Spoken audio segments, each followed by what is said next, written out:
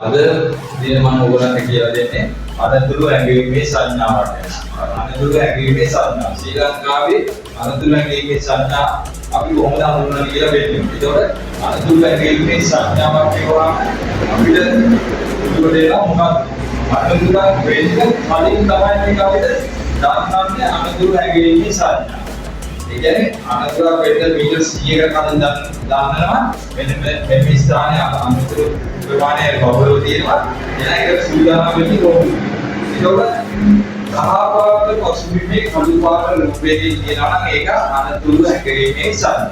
පැහැදිලිද? සහපාත පසුබිමේ කළු පාටකින් ඉඳලා තියෙනවා මේක අපි හඳුනන්නේ අනතුරු හැකීමේ සංඥා. ඒකවල අපිට හඳුනගන්න ලේසි අපි පාරේ වාහනේ පදවගෙන යනකොට අධිකයන් මාරුවෙන ස්ථානයේ ඉදිරියේ කියලා පෙන්නනවා. ඒ වෙන්නන්නේ මීටර් 100කට කලින් මෙන්න මේ රූප සටහනේ රූපයෙන් පෙන්නනවා කහපාට පසුබිමේ කළු පාටින් අධිකයන් මාරුවෙන ස්ථානයේ.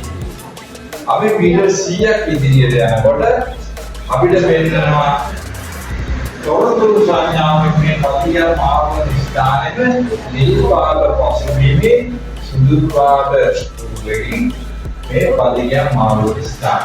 ඒ කියන්නේ මීටර් 100කට කලින් අනුභවයේ සංඥාවෙන් අපි දන්නවා පදිකයන් මාරුවෙන ස්ථානය කියලා. මේ ස්ථාන වෙනකොට අපිට තොරතුරු සංඥාවෙන් දන්නවා බෝඩ් එකක ගෙනලා බෙදුවා කියන කාර්යයේ බෝඩ් එකේ පදිකයන් මාරුවෙන ස්ථානය. ඒක තියෙන්නේ පදිකයන් මාරුවෙන ස්ථානය. ඒ වගේ තමයි මේ හැම එකකම අපිට මෙතනදී තියෙනවා වම් පැත්තට වංගුව ඉදිරියේ. ඒ කියන්නේ මීටර් 100කට කලින් ගන්න දේවා ඉදිරියේ වම් පැත්තට වංගුවක් තියෙනවා. ඒකෝද අපි මොකද වෙන්නේ?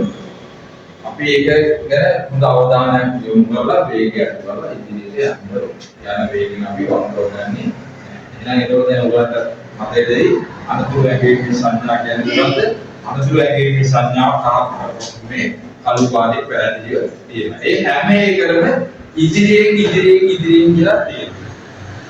වම් පැත්ත වංගුව ඉදිරියේ පදිකයන් මාරුවෙන ස්ථානයේ ඉදිරියේ විශ්සසුළු මාර්ගයේ ඉදිරියේ නවතින පටු පාලන ඉදිරියෙන් කියලා ඕනම හැම එකම දකින්න පුළුවන්. ඒතර හරිම දේශීය අනතුරු ඇඟීමේ සංඥාවක් කරගන්න කහ පාට පසුබිමේ කළු පාට රූපෙන් තියෙනවා. ඒ හැම එකම ඉදිරියෙන් කියලා තියෙන එක අනතුරු ඇඟීමේ සංඥා. ඒතර මේක තමයි ඔයගලගේ මේ වගේ කොටස් තමයි ඔයගලට කායික පරීක්ෂණයේදී ඔයගලට ලිඛිත පරීක්ෂණයේදී ඉදිරිපත් වෙන්නේ.